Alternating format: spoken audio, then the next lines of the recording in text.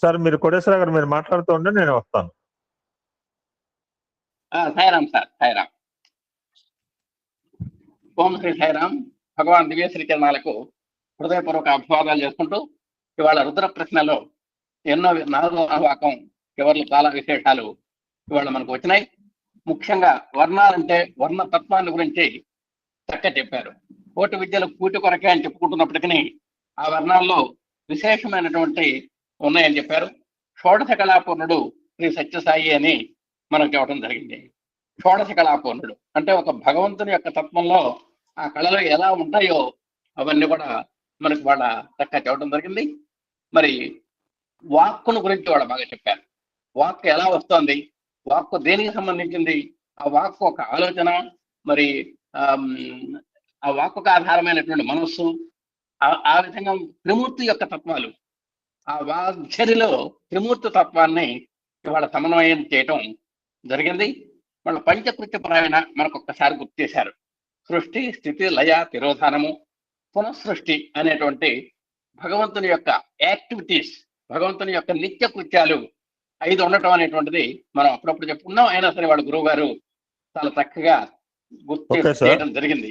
ఒక్క నిమిషం సాయిరామ్ సార్. శాస్త్రి గారు ఆ బుక్ లో ఏం చేశారంటే మానవుడు, మానవతత్వము, షిరిడి సాయి అవతారంతో ఒక 30 పేజెస్ ఇనీషియల్ గా రాశారనమాట. సో వాట్ ఈజ్ అవతారము, అవతార లక్షణాలు, ఈ అవతార దీని గురించి ఒక అయిన తర్వాత this is the actual topic comes షోడశ కళాపూర్ణ సత్యసాయి అనమాట. ఓకే, అంటే షోడశ కళలు అంటే 16 కళలు. సో మీకు అమ్మవారికి నేను చెప్పక్కర్లేదు, మీకు ఆవిడే శ్రీ విద్య, ఆవిడే సాదాఖ్య, ఆవిడే సా ప్లస్ ఉమా అంటూ చెప్పుకొని వచ్చి ఏంటి దగ్గర స్వామి దగ్గర ఉన్న 16 కళలు అంటే just I will give the introduction of 16 కళలు. ఇంట్రడక్షన్ ఓన్లీ నేమ్ చెప్తాను సార్. ఓకే, చెప్పండి. ఈ షోడశ కళలు అవతార సత్యసాయి బాబాలో ఎట్లు నిబిడీకృతమైనవో తెలుసుకుందాము అంటూ ముందుకెళ్ళి తీసుకెళ్తున్నాడు ఆయన రచయిత గారు. ఇప్పుడేమో ఫస్ట్ 5 కళలు ఏం చేశాయంటే శబ్ద, స్పర్శ, రూప, రస, గంధములన్నవి అంటే పంచభూతముల యొక్క తత్వములు 5 కళలు.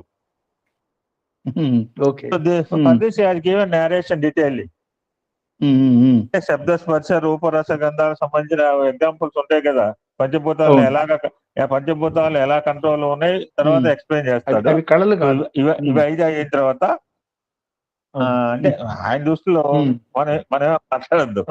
5 సెకండ్ సెట్ వచ్చేటప్పటికి మనసు, బుద్ధి, చిత్తము, అహంకారము, అది మనో లక్షణాలు. అంతఃకరణ చతుష్టయం. ఈ 4 కళలు 5 + 4 9.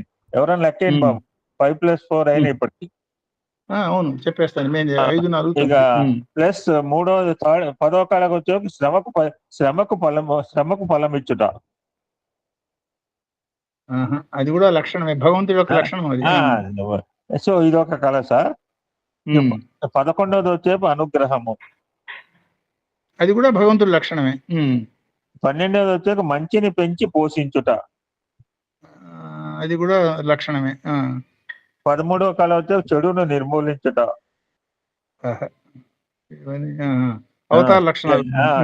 14వది వచ్చి కొత్త వస్తువులను సంకల్పం మాత్రమే సృష్టించుట. అవి కళలు కాదండి.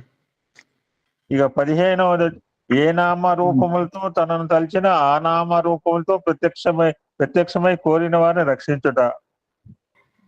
అది కూడా లక్షణం, భగవంతుడు సర్వదేవతా స్వరూపం, అది లక్షణం. 16వ కళ వచ్చేపటికి సంఘ జీవనంలో నైతిక, ఆధ్యాత్మిక, మానవతా విలువలతో కూడిన మార్పు తీసుకొని వచ్చుట. అది కళ అంటే ఏమిటంటే, ఒక్క నిమిషం చెప్తాను మీకు.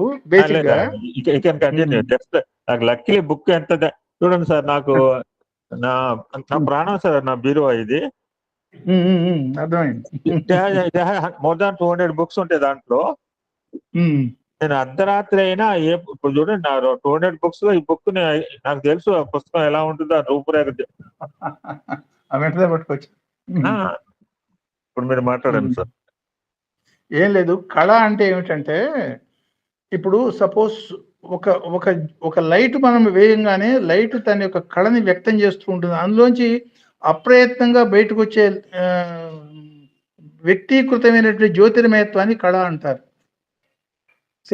మానవుడిలో ఉన్నటువంటి కళ అర అంటాం, తల చుట్టూతో ఉండే జ్యోతిర్మయత్వం. సో ఈ కళలు మానవుడికి సహజమైన కళలు. పుట్టుకతోనే మానవుడికి భగవంతుడి యొక్క కళలు ఇవ్వటం మూలంగా వాడు మగవాడిగా పుడతాడు.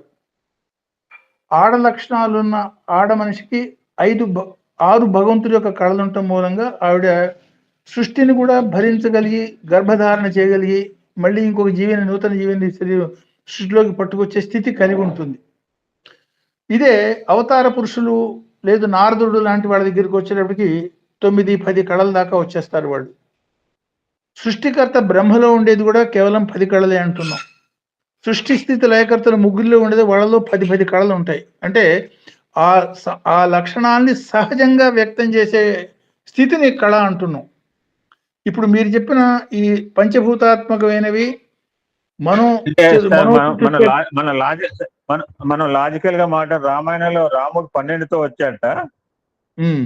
12 ముగ్గురేమో పక్కన ఉన్నాడు, 16 ల్యాకింగ్, 16వదిగా ల్యాకింగ్. సో దట్స్ వై పరశురాముడు ఎందుకు ఎదురయ్యాడంటే ఫర్ దట్ పర్పస్ అని మన రామాయణంలో మనం చెప్పుకుంటున్నాం పరశురాముడికి తీసుకున్నాడు అని. సో ఇది ఈ సహజంగా ఒక లైట్ వెలిగంగానే లైట్లోంచి కాంతి వ్యాపించినట్టుగానే సహజ సిద్ధంగా అప్రయత్నంగా పుట్టినప్పుడు మట్టి వాళ్ళల్లో వ్యక్తమయ్యే లక్షణాన్ని కళ అంటారు. సో మానవుడు కళాపరంగా భగవంతత్వాన్ని పొందాలంటే తన 4 స్థితి నుంచి 6, 6 నుంచి 10, 10 నుంచి 12, 12 నుంచి 16 మెట్టుమెట్టుగా పైకి పోవాల్సి ఉంటుంది అని సాధనాపరమైన అన్వయం అవుతుంది. ఇప్పుడు మనం మాట్లాడుకున్న కళలు ఉన్నాయే, శరీరంలో ఒక్కొక్క భాగంలో ఒక్కొక్కటి ఆటోమేటిక్గా అది వ్యక్తం కావటం మూలంగా, అంటే భగవంతు యొక్క ఈ 16 అంగాల్లోనూ ఈ 16 కళలు వ్యక్తం అవుతూ ఉంటాయి.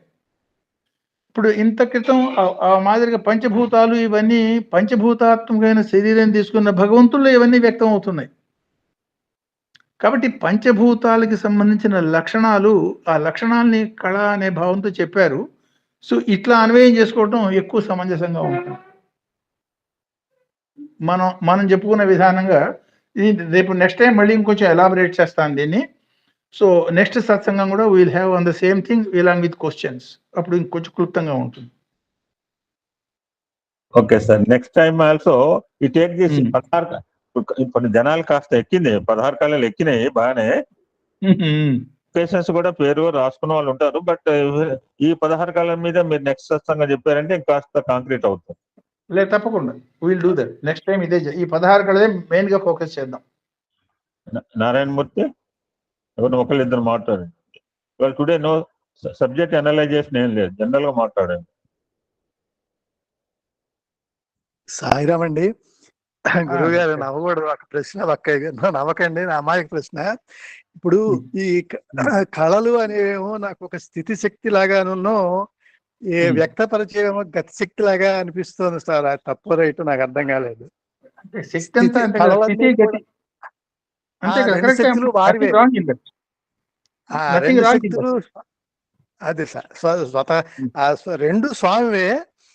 ఈ కళలు మీరు చెప్పిన 16 కూడా స్థితి ఈ మనకి దాని గురించి మన యొక్క కోరికలను బట్టి మనకి ప్రసాదించేవన్నీ కూడా అది గతి శక్తిలోకి వస్తాయేమో అని అన్నట్టుగా నాకు static energy, kinetic energy English లో చెప్పుకుంటే అలా అనిపించింది సార్. చాలా విలువైనటువంటి ఇన్ఫర్మేషన్. దీన్ని సాధన చేయాలి కూడాను. 4 సార్లు 5 సార్లు చదువుకొని చాలా మంచి ఇన్ఫర్మేషన్ ఇచ్చారు సార్. సాయిరామ్. నెక్స్ట్ సత్సంగం కూడా ఈ 16 మీదే ఉంటుంది. అదే కఠినమైనటువంటి సబ్జెక్టే కానీ ఇంట్రెస్టింగ్ సబ్జెక్ట్. అది కఠినమైనప్పటికీ కూడా అవతారంతో కలిసి ఉన్నాం కాబట్టి మనం తెలుసుకోవటం ఉద్దేశం. అది సార్. సాయిరామ్.